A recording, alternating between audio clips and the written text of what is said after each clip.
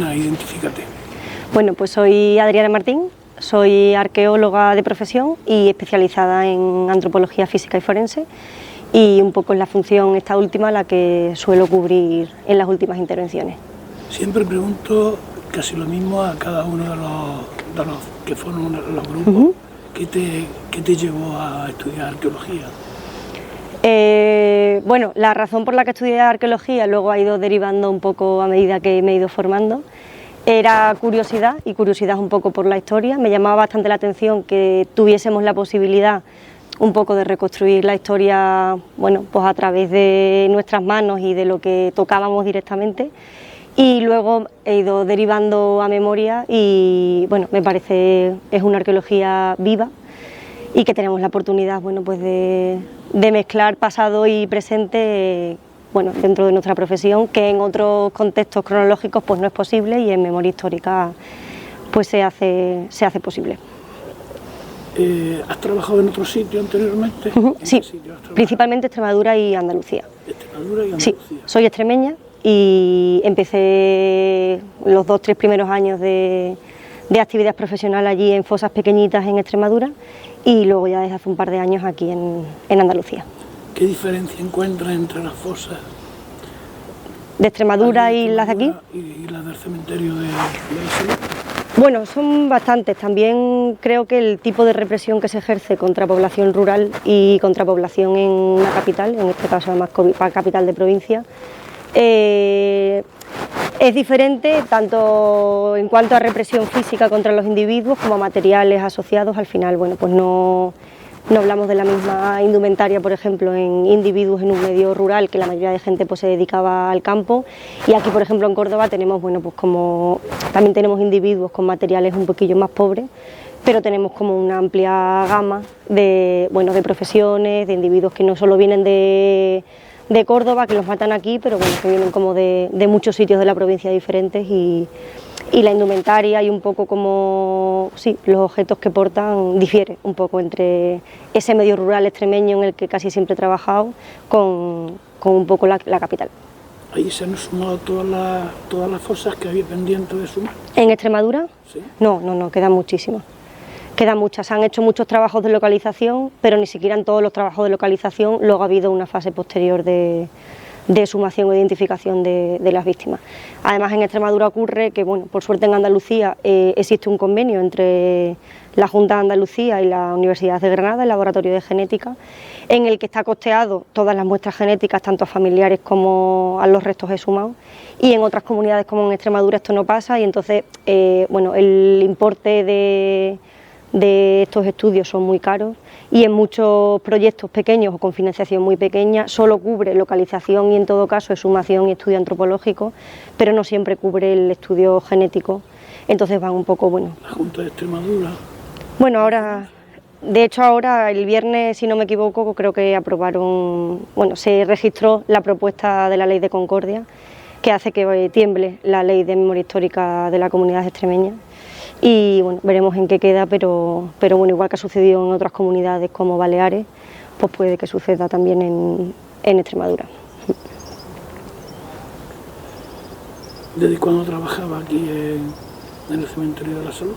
En Córdoba desde el principio, estoy desde octubre de 2023. 2023. Casi un añito y medio ya.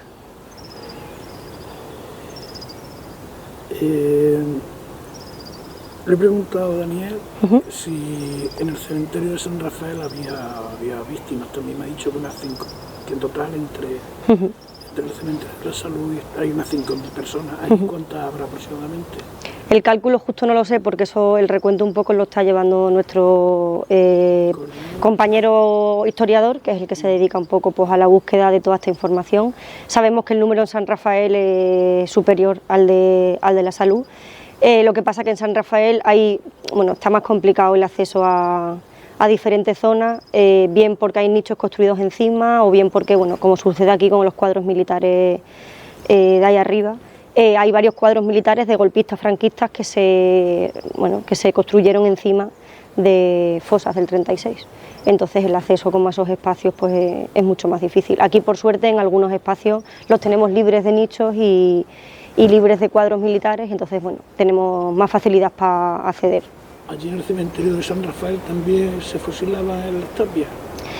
¿O había... O sea, la información que yo conozco, que no es toda la que tengo porque lo lleva, como te digo, nuestro historiador, pero sabemos que se fusilaba mucha gente aquí en las tapias de este cementerio y luego se llevaban a San Rafael.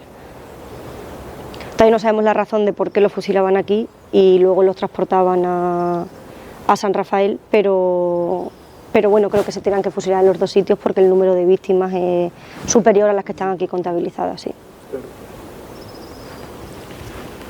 Quiero hacer una pregunta personal. ¿Cuándo dejaste de soñar con los restos? Nunca, nunca. ¿Te has llevado siempre contigo? Sí. ¿Ese trauma? Sí, sí. Sí, además creo que nos sucede como a todos los compañeros y compañeras, que tanto que trabajamos aquí en el cementerio como bueno, en otros sitios como en el Barranco, que durante el trabajo o durante la continuidad de los trabajos tampoco te paras mucho a pensar, pero luego como un poco el choque emocional viene cuando sueles terminar los trabajos. Suele ser bastante significativo porque además es una opinión bastante compartida, que el momento en el que más impresión nos da una fosa no es cuando tiene restos, sino cuando las vaciamos. Eso suele ser el momento como de mayor impacto, porque ves bueno, el espacio un poco vacío y un espacio bueno, en el que esas víctimas pues, no decidieron estar y las tiraron ahí y ahora pues, bueno, pues por suerte las hemos podido extraer de esa tierra un poco que no les pertenecía, ¿no? Pero sí, yo creo que nunca se acaba de soñar un poco con toda esa tragedia, sí. ¿Qué diferente, qué has encontrado diferente con otros enterramientos? ¿Y qué similitudes? ¿Aquí en Córdoba? Sí, con respecto a los de Extremadura. Sí, por ejemplo, o sea, nosotros las fosas en dos categorías muy grandes, las podríamos dividir un poco por cronología, también en función de otros criterios, pero al principio de la guerra, en lo que se llama el terror caliente, como desde julio del 36 a marzo, abril del 37, en casi todos los sitios, depende un poco de las comunidades, pero sobre todo hablamos del sur, de Extremadura y Andalucía, suelen ser fosas con fusilamientos o ejecuciones masivas, en las que se entierra a mucha gente a la vez, y casi siempre, al menos en Extremadura siempre es lo que nos habíamos encontrado, son fosas que no tienen los individuos ataúd y que además están todos enterrados juntos o, bueno, o en pequeñas sacas, pero con ninguna disposición ordenada. Y aquí en Córdoba sí nos hemos encontrado, que no lo esperábamos, que de este contexto del 36, mediados del 37, porque es la cronología que barajamos para este cuadro que tenemos detrás, de Virgen de los Dolores, nos hemos encontrado muchos represaliados en ataúd. Y eso no lo hemos encontrado, al menos yo, en ningún otro sitio en el que haya trabajado. Sí en gente ejecutada por consejos de guerra en sumarísimo, que bueno, como son ejecuciones a veces individuales, sí van en ataúd en algunas ocasiones, pero en contextos de terror caliente nunca había excavado a represaliados en ataúd. ¿Y a qué se debe en que hayan sido enterrados en ataúd? Bueno, seguimos dándole vueltas al asunto. Hasta que no tengamos también alguna identificación genética, pues no podremos saber si estamos, bueno, entre qué fechas barajamos, si es al principio de la guerra o ya es un poquito posterior. Sí sabemos, por un poco los materiales que portaban los individuos, que la mayoría de materiales un poco de posición alta o de estatus social un poco más alto están en los ataúdes y no en las fosas de depósitos múltiples. Entonces, bueno, intuimos que algo tiene que haber diferenciación para la gente que va en ataúd, que aunque no sea una intención, bueno, la posición de los cuerpos es mucho más respetuosa con ellos mismos, aunque sea solo porque no caben en el ataúd de otra manera, que bueno, el tratamiento de los cadáveres en lo que denominamos sacas, ¿no? Que no tienen ni posiciones cuidadas ni ningún tipo de respeto a la hora de sus deposiciones. Por ejemplo, en Paterna, a través del libro de Paco Roca, no sé si lo conocerás. Sí, sí, sí. Los propios familiares fueron los que compraron. Sí, que pagaron ataúdes para... Sabemos que aquí en Córdoba sucedió en algunos casos, que hubo familias, no sabemos si por algún tipo de lazo con la persona que estaba enterrando o por razones que ahora mismo desconocemos, pero sabemos que hubo familias que pudieron proporcionar ellos el ataúd, sacar a sus víctimas y enterrarlo en ataúdes. Pero creemos que en la mayoría de casos, o por lo menos la mayoría de víctimas que hemos encontrado inhumadas dentro de ataúd, corresponderían eso, pues a alguna razón que aún no comprendemos bien, pero que hay una diferenciación entre la manera de enterrar a unos y la manera de enterrar a otros, sin duda. ¿Cuánto tiempo se tarda en exhumar una fosa? Depende de muchos factores. Aquí, por ejemplo, en Córdoba es una exhumación bastante complicada, porque el cuadro de Virgen de los Dolores, que es en el que más víctimas ahora mismo hemos sacado, el inicio de la actividad en el cuadro es como en el 31-33 y se abre el espacio como un lugar de beneficencia, sobre todo para enterrar a gente con bajos recursos, hay muchos niños, amputaciones, restos de hospitales, etcétera. El periodo de enterramiento entre estos, que son los primeros del 31 hasta el 37, hasta mitad del 37 es cuando se colmata el espacio, es muy corto y eso provoca que la descomposición de los individuos es muy pareja en el tiempo entre unos y otros. No hay suficiente tiempo para que la gente se esqueletice, incluidos los que son antes de la guerra, y que los que vienen después se asienten sobre terreno firme. Esto supone que hay buzamientos impresionantes y que, por ejemplo, en sacas como la que acabamos de sumar, hace un par de días que terminamos de sumar el último, son 18 individuos, y los 18 se han buzado y colapsado completamente a una tumba que hay abajo, que seguramente el tiempo de enterramiento entre esa tumba y los de arriba sea cercano en el tiempo.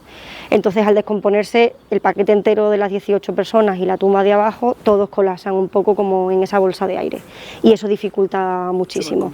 Si fuera una fosa con los restos perfectamente conservados, sin ningún desplome ni desarticulación, son mucho más rápidas. Pero aquí en Córdoba, en la mayoría de sacas que hemos exhumado, todas presentan este tipo de desplome y eso pues dificulta mucho, no solo la exhumación, sino también el estudio antropológico posterior, porque hay que ir asociando todos esos restos que a priori están desarticulados, pero que pertenecen a los diferentes individuos, ¿no? ¿Tenéis una formación específica para exhumar fosas de la mal llamada guerra civil?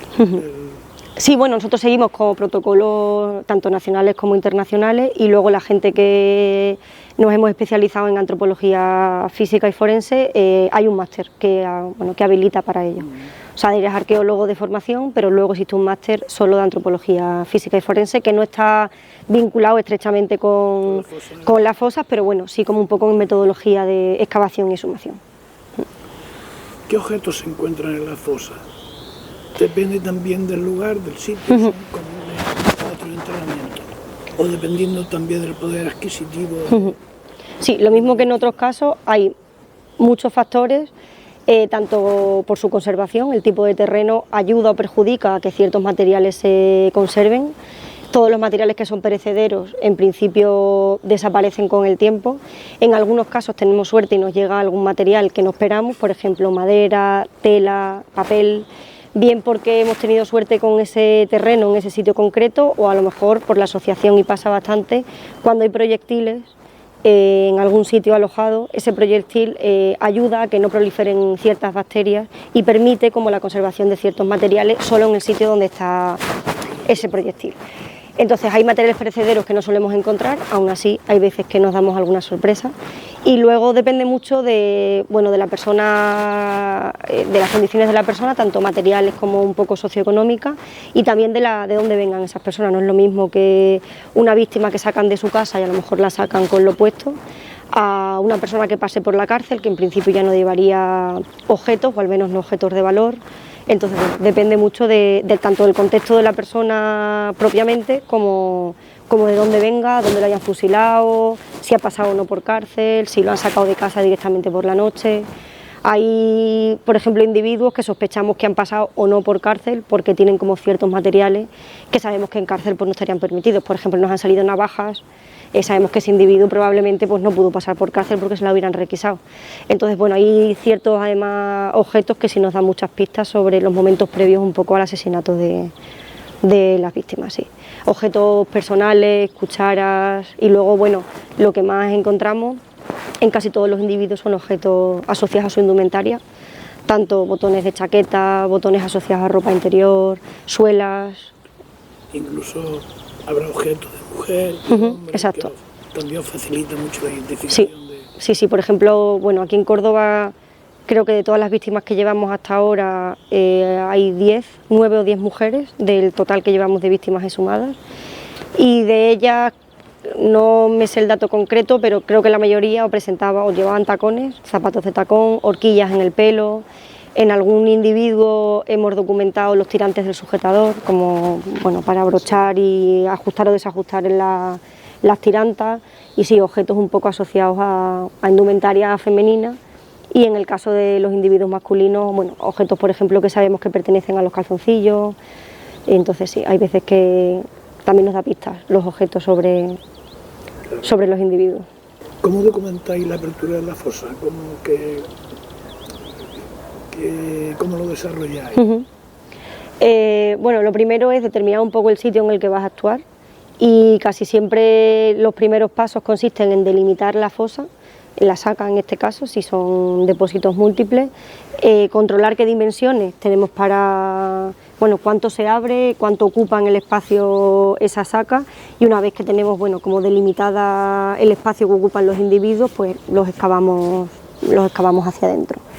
Luego, bueno, todos los individuos se excavan sin mezclar los huesos de uno en otro, lo mismo sucede con los objetos, no solo de cara a su estudio antropológico, sino también de cara al estudio genético. Tenemos que tener muy claro, bueno, pues qué restos van con qué individuo y qué objetos también van asociados a los mismos. Hay muchas veces que es muy sencillo porque los restos están tal cual se descompusieron, pero en muchos casos, como aquí nos sucede en Córdoba, hay a lo mejor agujeros en los que tenemos 6, 7, 8, 10 manos mezcladas de diferentes individuos, entonces luego sí consigue, pero luego el proceso, bueno, es más lento porque hay que determinar un poco pues a quién pertenece cada pie, cada mano, y bueno, son dedos, o sea, son huesillos muy chicos y conllevan tiempo, sí.